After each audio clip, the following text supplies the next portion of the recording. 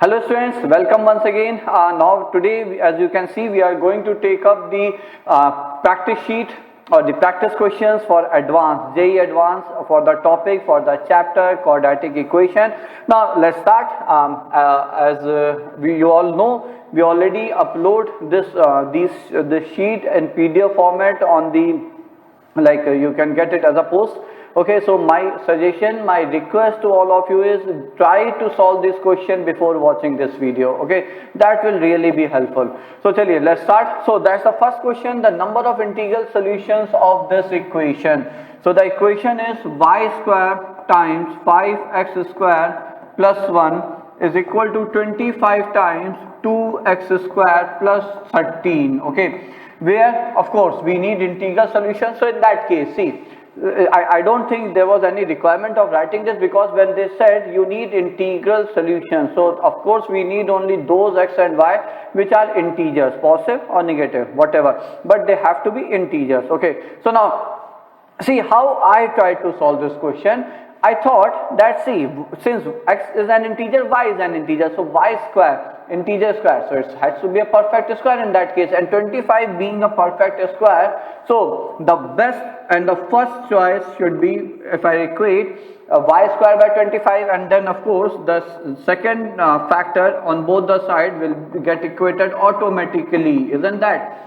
So now if you solve it, so no doubt about it, you have y as plus minus 5, and in this case you have 3x square is equal to 12, so that means x is equal to plus minus 2. So that's one possibility. But then some of you must be thinking that aren't there any other possibilities? So of course there can be, but then I try to figure out. Okay, so then what I thought, since it's a perfect square, y square is a perfect square, so it's not possible that I combine some part of y here and then treat it here. I mean, it's a perfect square, 25 is a perfect square, so this match was very clearly visible and very obvious. Okay, now the second thought was, what if I equate 5x square plus 1 with 25, or any product of 25. It's not necessary to be 25, it can be any multiple of 25, but the point here is that, see, it's an odd number. It's an odd number. 2x square plus 13 is an odd number. Okay, you multiply it by 25, any odd number by 25. At the unit place, you will get a digit as 5. At the unit place, we will get digit as 5. Okay, but if you come here, what will you get? So if x square is even, then you will get at the unit place the digit as 1, and if x square is odd, the unit place digit will be 6. So is it possible that this get equal to, I mean, in case like 25 and y square get equal to this? My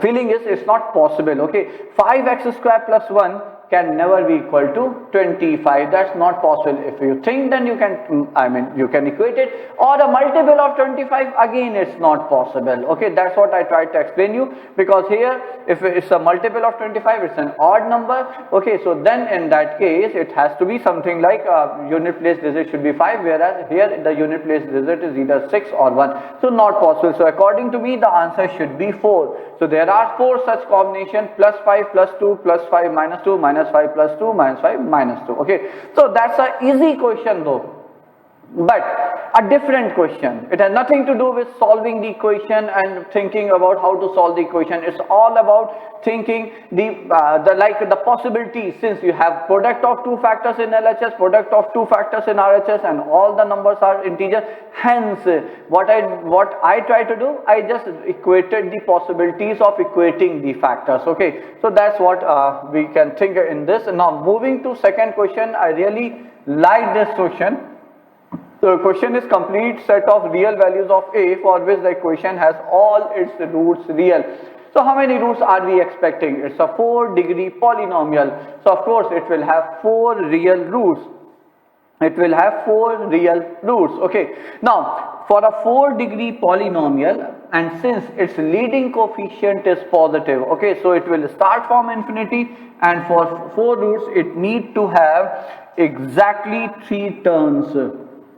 Okay, and then only you can expect to have exactly 4 and all roots, of course 4 real roots. Okay, so for that the necessary condition is not sufficient. Why so? Because even if we have let's say 3 turn, it's possible that you don't get even a single real root, or it's possible that you get only 2 real roots. So there are so many other possibilities, but without having 3 turns, okay, you can't have 4 real roots for sure. So it's a necessary condition. So let's first apply this necessary condition.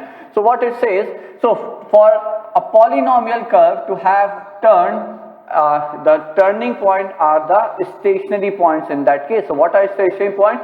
The stationary points are those points where the derivative must be 0. So I didn't say where derivative is 0, okay, because derivative can be 0, still a point might not be the stationary point. The example is the curve of x cube, okay. So for y is equal to x cube, its derivative is 0 at 0, but it's not a turning point. I mean turning point means, what I mean here is U-turn, okay, taking a complete turn there, okay. So anyways, so for 3 turns, that means the first order derivative equal to 0 should have 3 real roots. So now let's do it. So what do we get here? So it's 4x cube. So it's 4x cube minus 4ax plus 1 equal to 0. So this equation should have 3 real roots. But then again, there's a problem. I mean, it's a cubic equation. It's not that easy to comprehend the types of roots, what will be the roots, what will be the interval in which they lie, so easily for a cubic polynomial. So again, what will I do? I will go with the same logic that for cubic equation to have 3 real roots, its derivative equal to 0 should have 2 real roots. Why? Because again, a cubic curve, okay, whose leading coefficient is positive, for 3 real roots it need to have 2 turning points. So those are the points where its derivative is 0. So f double dash x must be 0. So what does that give us? 12x square minus 4a equal to 0. So from here we get x, bacho, which is root of a by 3 and minus times root of a by 3. Okay, so these are the 2 turning points. Okay, now as I said, having turning point is a necessary condition to have real roots. Okay, number depends on the number of turning point. So for 3 real roots for a cubic polynomial, you need to have, it's a necessary condition to have 2 turning points, but it's not sufficient. So what shall we do to make it sufficient? So that you can see here with the help of curve. See, what can we say here is, on the left root, for the left root, on the left side turning point, the point where f double dash x is 0, the value of the cubic polynomial curve should be positive.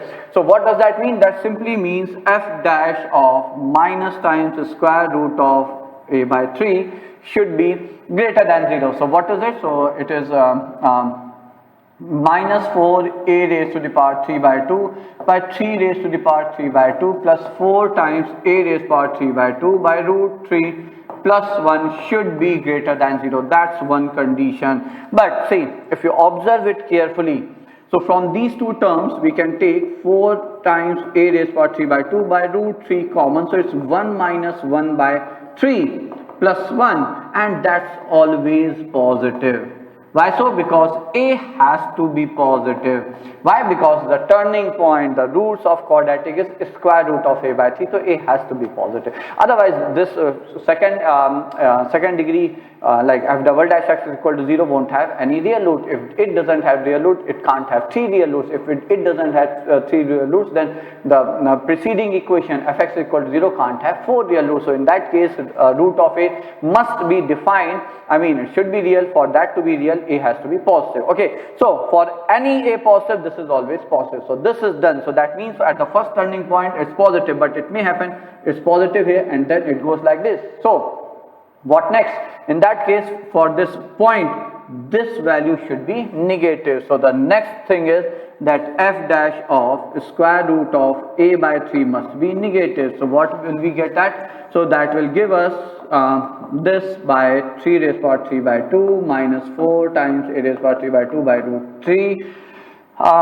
What is plus 1 is less than 0. So if we take it that side, so 1 is greater than 4 a raised power 3 by 2 by root 3. 1 minus 1 by 3 is 2 by 3. Okay, so this gives us, bachcho, what does that give us? So this gives us, so where shall I write? I think that might not be visible. Do we have, yeah, we have one more slide. So this gives us a raised to the power 3 by 2. A raised to the power 3 by 2 is greater than 3 raised to the power 3 by 2 by 2 cube, 8. So a raised to the power half, so taking cube root both the side, so it's 3 raised to the power half by 2, so that means a squaring both the sides and both the sides are positive. So a is greater than 3 by 4, that's it. Now what if a is equal to 3 by 4, even if a is equal to 3 by 4, in that case also, it will just touch the x-axis. See, there we will count these two roots as identical and repeating roots. Okay, in that case also it will have 3 real roots. Am I clear? Okay, so that means even if we include it, then also it will be fine, then also it will be okay. Okay, so that's the necessary condition for the f dash x equal to 0 equation to have 3 real roots, and hence now the 4-degree equation, which was the question here, this may have 4 real roots, but now you will say may have. How can we ensure it will have? Okay, so anyways, looking at the option, this should be the correct one because that's the only option, but then we need to justify why for any such a greater than 3 by 4 it will have 4 real roots, because as I said just few moments back that it may have 4 real roots. See, now what I did in that case to verify it, I just rewrote this equation. Okay, this equation. So x raised power 4 minus 2ax square plus a square plus I think a minus x equal to 0. Let me quickly go back and check. X minus a, sorry. Yeah. So it's x minus a equal to 0. Now look at this. Isn't that a perfect square? Of course it's a perfect square. Is equal to a minus x. Is equal to a minus x. Okay. Now x, for every x which is less than a,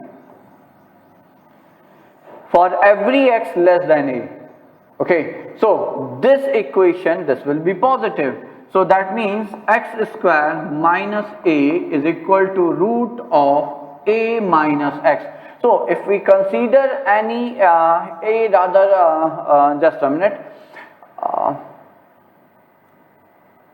a minus is a minus x. So for every x less than a, okay, so a is root 3 by 2. Okay, so if I consider where's the curve? Here's the curve. So just a minute, the turning points, let's say, let me try to draw one more curve here, bacho. I thought something about it. Let me just think about it once again. Right. So if x is less than root a by 3, okay, so let's say x is less than root a by 3. Now this is positive. Okay, now you can write x square as a plus under root of a minus whatever, any x which is less than root a by 3. Okay, now of course this is again less than a, because square root of a minus something. Okay, so which is less than a, bachcho.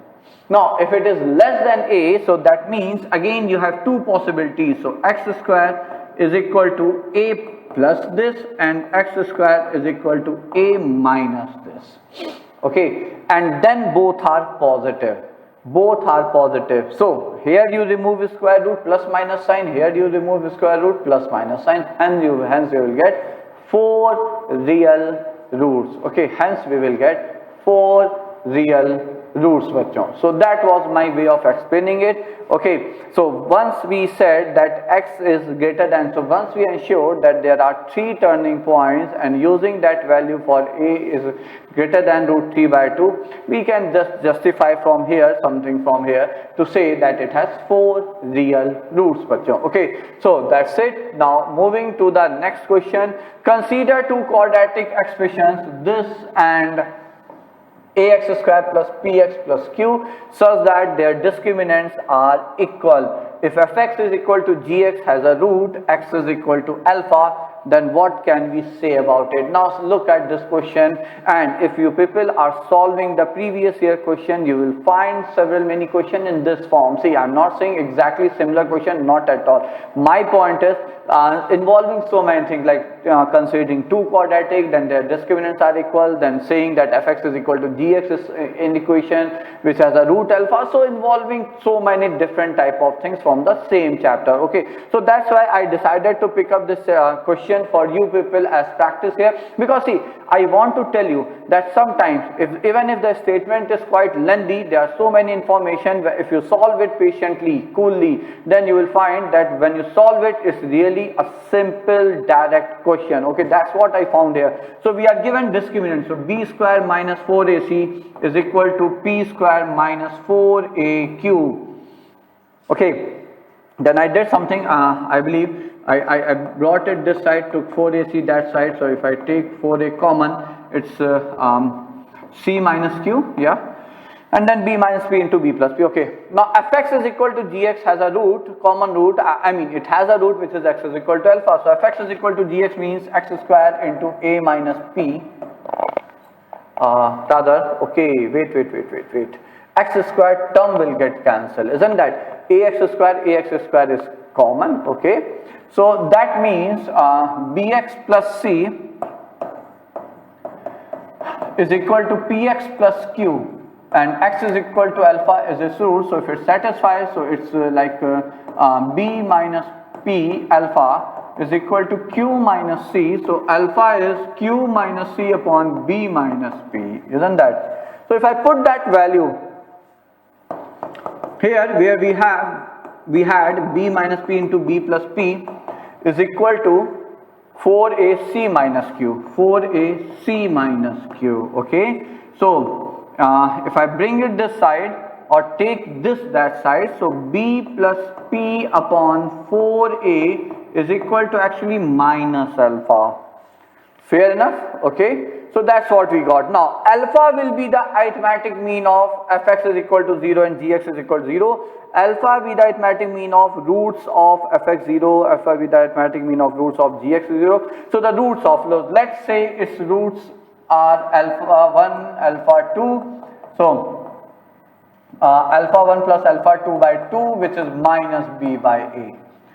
And then its roots are beta 1 and beta 2. So beta 1 plus beta 2 it is minus p by a, so there is no 2 here. So sum of root there, sum of, so since we need to see whether alpha is the am of their roots or not, so if you write their arithmetic mean, so the arithmetic mean will be, so it's like minus b by a plus p by a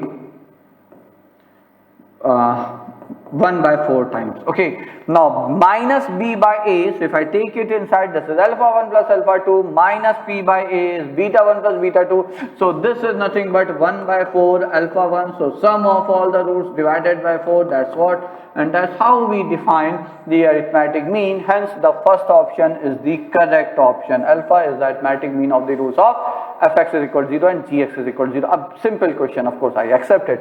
Okay, but then the different format was there, so that's why I decided to pick it up. Now moving to the next question. If alpha, beta, beta, gamma, alpha, gamma are the roots of this quadratic, okay, you may like this question, bachcho. I'm pretty sure. So let us first write what have they given. Alpha, beta are the roots of a1x square plus b1x plus c1 equal to 0. It is ci. Okay, no doubt about it. Now beta, gamma are the roots of a2x square plus B2x plus C2 equal to 0, and then gamma delta or gamma alpha are the roots of A3x square plus B3x plus C3 equal to 0. Okay. Now see how, what is it? Sum of summation over alpha. So that is sum of all the roots alpha plus beta plus gamma. Now what is this one? So taken two at a time, so alpha beta plus beta gamma plus alpha gamma. Isn't that bachon? And that's the last one is of course product of all the three rows, no doubt. Now the right side is pi. Pi I goes from 1 to 3 means it's a product. So what we have in RHS, we have in RHS as, see, if I divide by AI, so it's 1 minus BI by A1, or minus, it's minus plus C1 by A1 into product. So for I is equal to 2, so B2 by A2 plus C2 by A2 into B3 by A3 plus C3 by A3.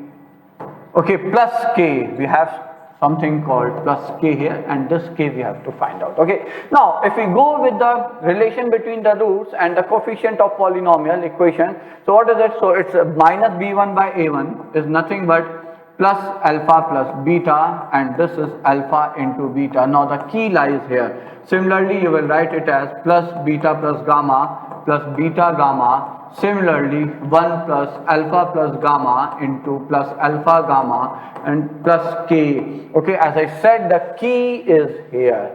Okay, now if you observe it, this is nothing but 1 plus alpha into 1 plus beta. I strongly believe all of you will agree with me and definitely will say, okay, that's the trick or that's the key here. Why? Because now once you have it, see, we had a square root, I just missed it, isn't that? And see, once I got the perfect square here, then only I realized there should be a square root, and there is a square root in the expression after pi over it. Okay, so that's it. So you have this square root, so this implies, so this is well within square root. So this is nothing but 1 plus alpha into 1 plus beta into 1 plus gamma plus k, and in LHS it's alpha plus beta plus gamma plus alpha beta plus beta gamma plus alpha gamma plus alpha beta gamma. Now you open it. So it's a clear cut thing. So it's 1 plus this entire LHS. Okay, and this gets cancelled. So k should be how much? How much should it be? It should be minus 1. So is that an option? So then k is, okay, it's an integer or numerical value type of question. Answer is minus 1. Okay, so that's it. So that was question number 4. Now moving to 5th question. The equation this has all its roots positive and real, where we are given the value of leading coefficient, which is 1, and the second highest degree term coefficient, which is minus 4, and the constant term, which is 1 up by 2 raised power 8. So has all its roots positive and real. So see, sum of all the roots, so alpha 1 plus alpha 2 plus dot dot dot alpha 8. It's a 8 degree polynomial equation. All its roots are real and positive, so it will definitely have exactly 8 roots. So sum of the root is minus a7 by a8, so which is 4 here. Okay, and similarly the product, see, that's the two information which we directly have from the given information in the question. So product of all the roots, so alpha I, where I goes from 1 to 8, is nothing but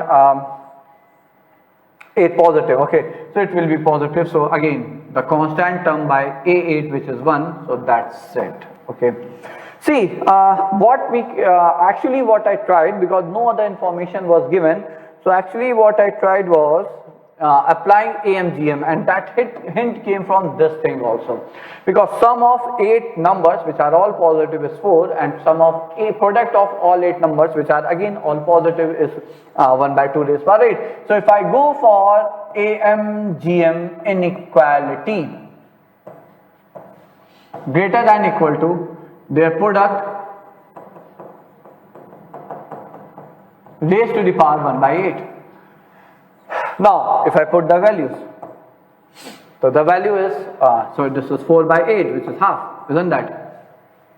Is greater than equal to, again this is this, and power 1 by 8, so this is again half. So actually what happened is AM is equal to GM. And when will that happen?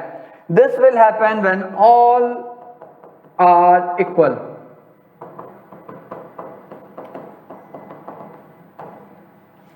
Alpha is equal to alpha j. Now that's it. So all the roots are half. Okay, then only the product of all of them is 1 by 2 raised to power 8. So all the roots are equal, alpha 1. Now that's done. Now I think everyone, because see, now it's a simple thing. It's alpha minus half raised to the x minus half raised to power 8 is a polynomial, or otherwise by using, because you are asked to find these coefficients, so by using the values like the relations, sum of the roots taken 2 at a time, taken 3 at a time, taken 7 at a time, you can find all these values. Okay, so now any one of us can complete it so easily. Now moving to the next question, which is this, the number of real roots of this equation. So fx is again a cubic polynomial, so that's our fx. Okay, now see, again it's a cubic polynomial and number of real roots we have to find.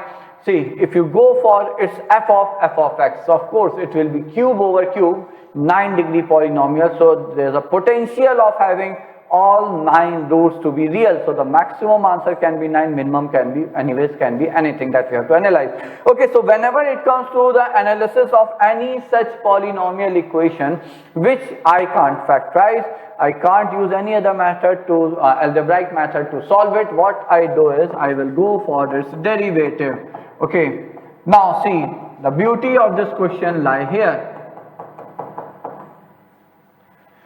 The value at which the curve, the cubic curve 2x cube minus 6x plus 1 takes turn are minus 1 and plus 1. Okay, so if I go for f of minus 1, so the value is 7 and then minus 2, it's 5. And if I go for 1, then it's minus 3.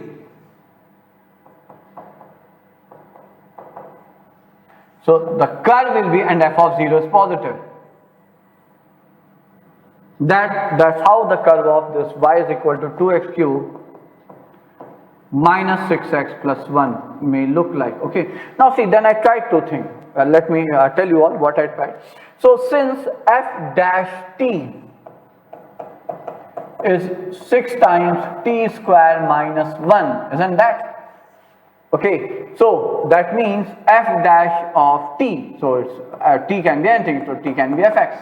So it's 6 times, okay, and then fx whole square, okay, minus 1 equal to 0. Why so? Because again, if I have to analyze, so since this is again a 9-degree polynomial equation, so as I said, if I can't apply algebra, this is the first thing which I try to take its derivative. So how many, see, that will give us an idea. Actually that gave me the idea how many real roots it can have, number of turning points. The same concept again and again I am using here. Okay, so now fx whole square, so fx is either 1 or fx is equal to minus 1. Now fx is equal to 1 means 2x cube minus 6x equal to 0. So you have 3 roots, isn't that? So x is equal to 0 and then maybe x is equal to what? Root 3 minus root 3. Okay, now fx is equal to minus 1 means 2x cube minus 6x plus 2 equal to 0. So it's x cube minus 3x plus 1 equal to 0. Okay, what do you think?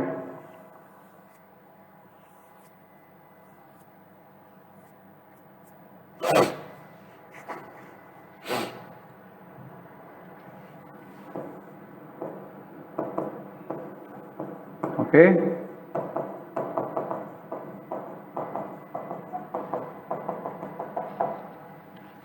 So at 1 it's negative, minus 1, very good. At minus 1 it's positive. Okay, so this also has 3 roots. Why? Because see, the same trick I applied here. Minus and 1 are the turning points for this curve. At minus 1, since leading coefficient for this cubic polynomial is positive, it starts from minus infinity, minus 1 is positive, plus 1 is negative. So of course it will intersect the line at 3 points. So 3. So how many roots we have? 3 here, 3 here, and then its derivative will be f dash x into. So f dash x is equal to 0 has also 2 roots. So total number of roots it has are 8 real roots. So that means the curve, 9-degree polynomial curve, has 8 turning points. So there's definitely a chance of having 9 real roots. But then again, the point is of chance of having. Now there was the problem. Okay. Now for that I went. Now see that I might have, because this I analyzed later. Because from here the one thing I could only get was it may have 9 real roots, okay, because you have 8 turning points. But then to ensure whether it has exactly 9 real roots or exactly 6 or 5 or 7, whatever, how will we do it? Okay, so for that I then went back to the curve and see, try to analyze that this peak is at 5 and this peak trough is at -3. Okay, now yeah, so it has 3 roots, 1, 2 and 3. So one root is and one more thing, see, for this curve if I draw a line, horizontal line between 5 and -3, it will intersect the curve at 3 points. Now what does that mean? That means any equation fx is equal to p where p lie between -3 to 5 has 3 real roots. Okay, now here one thing is sure, that one root is between, as we can see, between 0 and 1. One root of fx is equal to 0 is between 0 and 1. Another root is beyond 1, but let's check, is it beyond after 1? It's 2. So let us check the value of this polynomial at 2. So at 2 it's -12 and 16, it's positive. So it's at 2, it's, let's say it's positive. So I mean it's positive. So if it's positive at 2, that means second root is between 1 and 2. Likewise, from -1 here, now that's the third root on the left side of -1. So again, I will check it for -2. So -2, it's negative. Yeah, it's negative. Okay, so that means third root is between -2 and -1. Okay, now when we come here for the equation which is f of x. Okay, so now our equation is f of x equal to 0. Fx equal to 0 has roots in the interval -2 to -1, 1, another one is between 0 to 1, another one is between 1 to 2. Okay, let's say the roots are beta1, so one root is here, I call it beta1, one root is here beta2, and the root is here beta3. Now for any value, so what does that mean? That means if I replace here f of t equal to 0, I mean I'm replacing fx by t. Okay, now if I say for beta1, that's true, yes or no? Right? If I replace t by beta1, it's a root, it will satisfy. But then what will happen when I'm saying that f of x is equal to beta1? Now doesn't this has 3 roots? Why? The logic lie here. As I said, fx is equal to p has 3 roots. Why? Because any horizontal line, now beta1 is a value, it's a root of some equation, it's a value between -2 to 1. So if beta1 is anything between -2 to 1, so that means I draw a line between -2 to 1, it will intersect the curve, polynomial curve at 3 points. So fx is equal to beta1 has 3 roots, okay, and then it will satisfy this equation. Every root will satisfy this equation here, isn't that bachon? Every root will satisfy the equation here. Similarly, fx is equal to beta2 has 3 roots, fx is equal to beta3 has 3 roots. All those roots will satisfy this equation, and hence the equation f of fx has 9 real roots. So I found this question to be a good question as far as the analysis was concerned. I mean, as far as the way I at least analyzed it or solved it. Of course, as I always say, if any one of you has better method, shorter method, then do discuss it with me, do let me know. Okay, so now moving to the 7th question. Now this is again a different type of question, has k real roots, then k is equal to c. I didn't even try to think algebra here, I just directly went for the curve or the calculus. Okay, so what I saw here was, see, there are 3 values of x for which it is getting undefined, so you will have 3 vertical asymptotes. Of course, one is x is equal to 0, another one is x is equal to 1, and then another one is x is equal to 2. Okay, and y is equal to x cube curve, we all know. Something like this, that's the curve of y is equal to x cube. Now, let's start. See, I just, how I thought. So as x approaches 0 from the left side, negative side, of course 1 by x approaches minus infinity, and as x goes to infinity, I am drawing the curve of the left hand side. As x goes to infinity, all the 3 terms will approach 0. So it will approach 0 from the left side, I mean from the left side, negative side. So that's it. So you got one point of intersection for the LHS curve between LHS and RHS curve here. Now, moving on the right side of 0 again, when you start from the right side of 0, it starts with infinity. Okay, and as you approaches 1 from the left side, it approaches, this term approaches infinity, but from the on the negative side. So you have second point of intersection here. Similarly, when you approach 2, okay, so again on the right side of 1, this gets infinity, and as you approach 2, it goes to minus infinity, one more cut. And then on the right side of 2, it starts with infinity, and as you go to infinity, it goes to 0. So I am not claiming that there won't be any other turn. I am not claiming like that. Neither am I claiming that there's no turn. I mean, there's no turn here.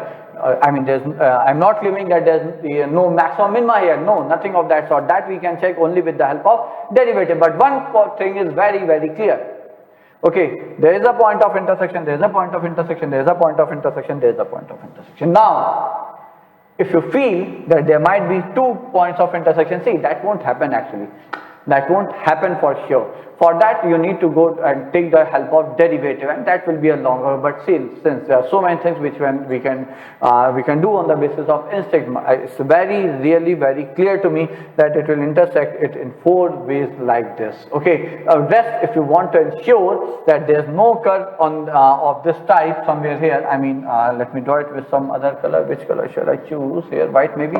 Yeah. So if you think that there can't be any curve, something like this, if you have something in your mind, then for that you need to take the help of derivative. I didn't do it because I was very clear that these many will be the number of points of intersection, and that was the answer, 4. Okay, so the question I got as doubt here, the answer I confirmed from the student, he said, oh, it's 4. So that's it. Now, this is one question, right, where x 2022 number of possible choices of x1 is n, then log n to the base 2 greatest integer, the value of it is. Okay, see, what I actually did was, see, one thing, like if I put this value here, okay, so x3 is 4 times 4 square, x1 1 minus x1 and 1 minus x2, which is, so what happens is,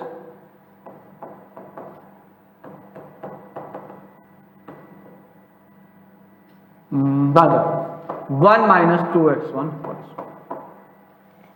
Okay, so that is one thing, that when you equate x3 with 0, you have a root here, you have a root here, you have a root here. Okay.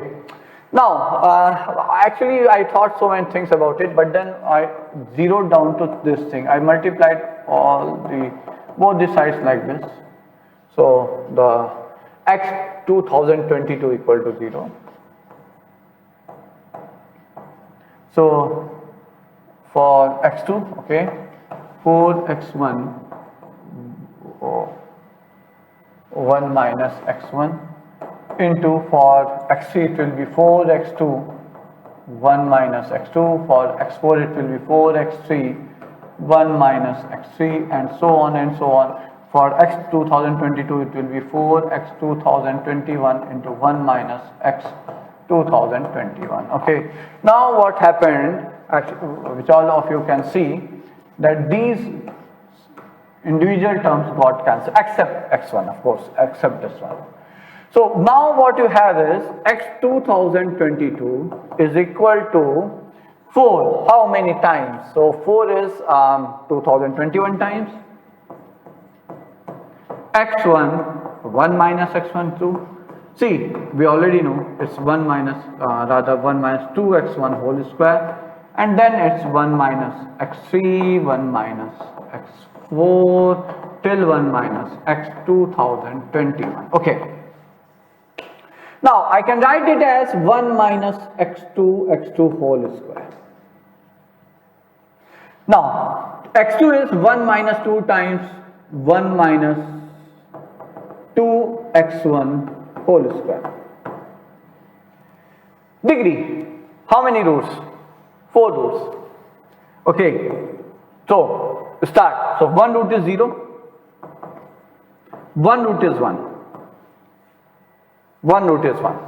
Okay, now if we count from here, okay, so this is, so here we have 2 roots, so 2 roots, then the degree is 4 roots. Next it will be square, degree is 8 roots. So till 2000, so for x3 we got 2 cubes, so it will be 2 raised to the power 2021. Now number of roots will be 1 plus for 0, 1 for x1 is equal to 1, then 2, though they are identical roots, but 2 square, 2 cube, 2021. Okay, so but wait, number of possible choices of x1. Okay, so I don't think we will count here 2 roots, no, because if it's a perfect square, choice is only 1, no. So 1, 1, so this is 1, I mean this is 1 root, this is 1 root, 1 root. Okay.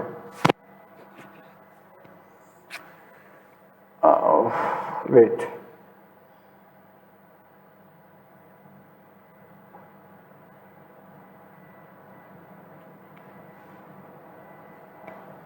Okay, fine. Wait.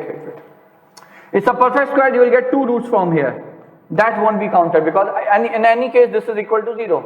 So every perfect square is equal to 0 will lose their importance. Okay, so all those power 2 will be lost. So it will be 1 here for this also. It will be 2, then it will be 2 square. So it will be, I think, 2020. It should be 2020 in that case. Okay, because all perfect square will lose their importance. So it will be how many roots? Again, let me just count. Okay.